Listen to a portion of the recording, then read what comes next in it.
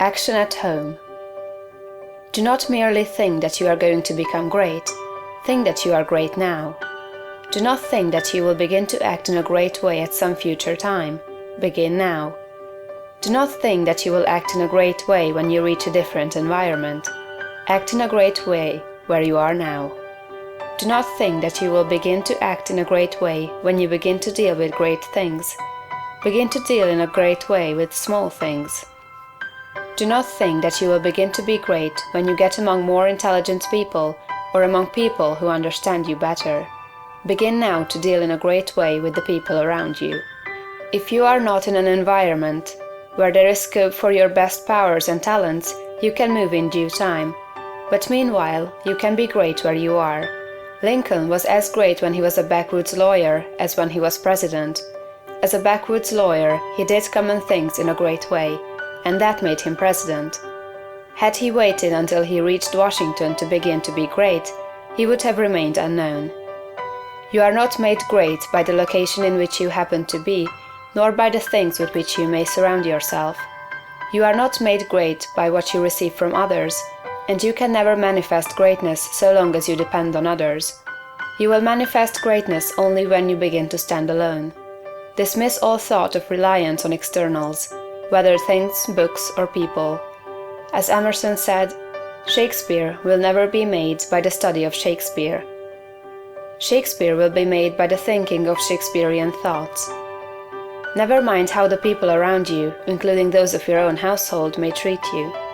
That has nothing at all to do with your being great. That is, it cannot hinder you from being great. People may neglect you, and be unthankful and unkind in their attitude toward you. Does that prevent you from being great in your manner and attitude toward them? Your Father, said Jesus, is kind to the unthankful and the evil. Would God be great if he should go away and sulk because people were unthankful and did not appreciate him? Treat the unthankful and the evil in a great and perfectly kind way, just as God does. Do not talk about your greatness. You are really, in essential nature, no greater than those around you. You may have entered upon a way of living and thinking which they have not yet found, but they are perfect on their own plane of thought and action. You are entitled to no special honor or consideration for your greatness. You are a god, but you are among gods.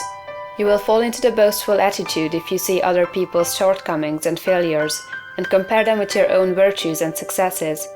And if you fall into the boastful attitude of mind, you will cease to be great and become small.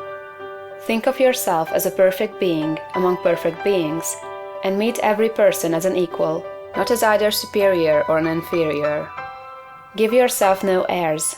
Great people never do. Ask no honors and seek no recognition. Honors and recognition will come fast enough if you are entitled to them. Begin at home. It is a great person who can always be poised, assured, calm, and perfectly kind and considerate at home. If your manner and attitude in your own family are always the best you can think of, you will soon become the one on whom all the others will rely. You will be a tower of strength and a support in time of trouble. You will be loved and appreciated. At the same time, do not make the mistake of throwing yourself away in the service of others. The great person respects himself. He serves and helps, but he is never slavishly servile.